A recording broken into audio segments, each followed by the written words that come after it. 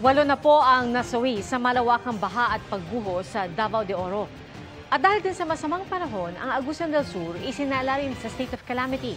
Mula sa Tagum, Davao del Norte, nakatutok live si Jandy Esteban ng GMA Regional TV, One Mindanao. Jandy? Pia, 2 araw nang binabaha ang bayan ng Carmen sa Davao del Norte. Patuloy pa rin ang pag-rescue sa ilang residente dahil mataas pa ang tubig sa National Highway. Payloader at malalaking truck ang ginamit upang mahakot ang mga stranded. Kahit tirik na ang araw, di pa rin humuhupa ang baha sa Carmen, Davao del Norte. Maraming motorista at pasahero pa rin ang stranded, kaya wala sila magawa kundi ang manatili sa kalsada. Sa Barangay Tuganay, mistulang ilog na ang mga kalsada. Tuloy-tuloy ang pagsagip sa mga stranded. Ayon sa mga residente, mabilis ang pagtaas ng tubig, kaya't di sila agad nakalikas. Maging ang news team ay stranded din.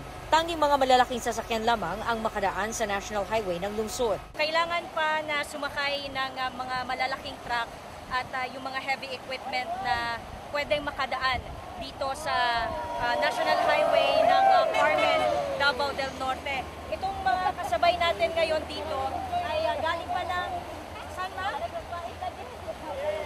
Davao Oriental.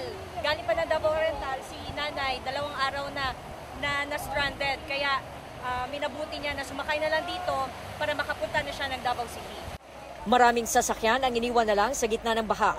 May mga taong stranded din na siksikan sa payloader, makatawid lang ng libre. Sir, ano oras flight, sir?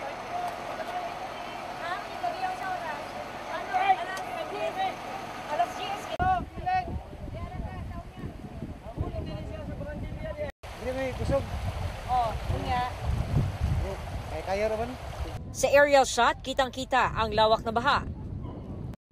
Sa Barangay Guadalupe, nagmistulang tent city dahil sa dami ng mga lumikas, kabilang ang mga bit-bit nilang alagang hayop. Nawagan nga maayong ay makahatag sa mga pagkaon namo. May kinakailangan pa ring i-rescue matapos matrap sa kani-kanilang bahay. Ang mga volunteer ay wala pang mga tulog sa pabalik-balik na pag-rescue at paghakot ng mga stranded.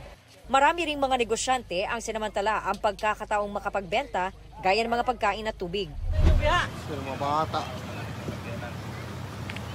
Sa Talagocon, Agusan del Sur, patuloy ang pagsagip sa mga residente na stranded sa baha.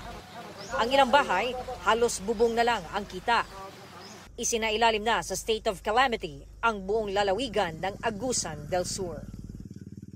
Pia, dito sa probinsya ng Davao del Norte, ang may pinakamaraming affected families na umabot na sa 45,000. Mula yan sa kabuang 19,000 affected families sa Davao Region. Yan muna ang latest. Balik sa inyo, Pia. Maraming salamat, Jandy Esteban ng GMA Regional TV, One Mindanao. Mga kapuso, patuloy na tumutok sa mga balita. Mag-subscribe sa GMA Integrated News sa YouTube. Sa mga kapuso abroad, samahan nyo kami sa GMA Pinoy TV at www.gmanews.tv.